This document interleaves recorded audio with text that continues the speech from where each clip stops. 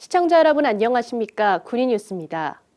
군위 전통시장 주차타워가 이용객들로부터 큰 호응을 얻고 있습니다.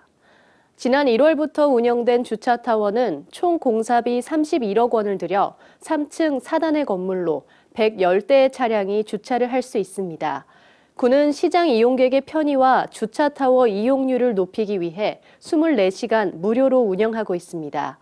이번 주차타워 운영으로 상권이 형성됐지만 주차 공간이 부족해 불편함을 겪던 방문객과 주민들의 애로사항이 해소될 것으로 보입니다.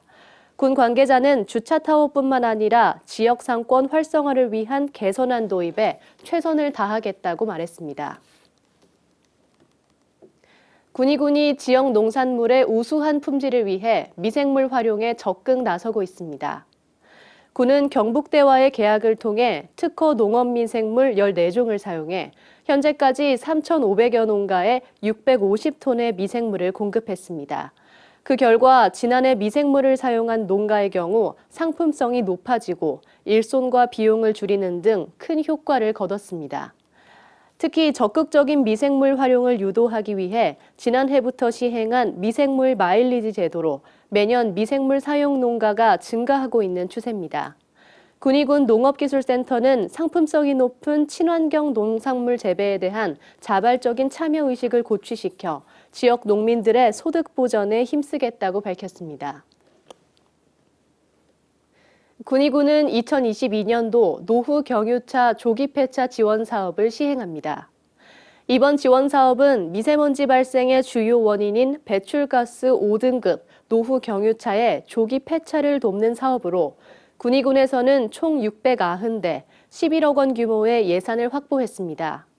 지원 신청은 오는 25일까지로 인터넷, 이메일 또는 우편으로 한국자동차환경협회에 신청서를 제출하거나 차량 소재지 읍면사무소에서 신청할 수 있습니다.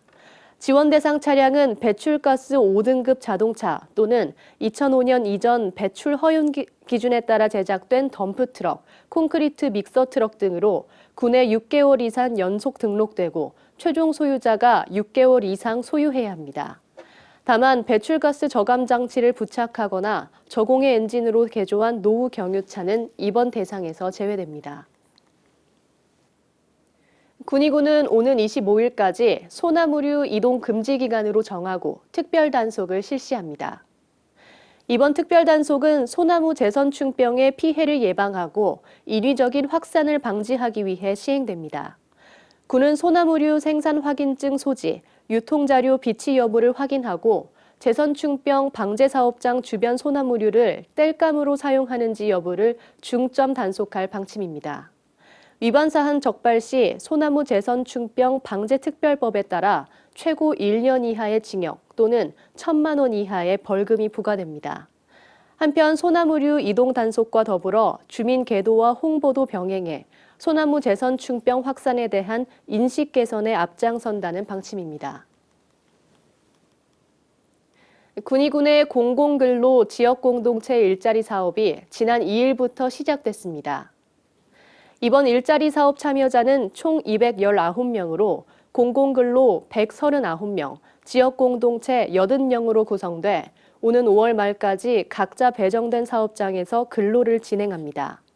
만 65세 미만 참여자는 주 16시간, 만 65세 이상 참여자는 주 12시간 근로하며 임금은 시간당 8,720원으로 실근무일에 한해 간식비가 별도 지급됩니다.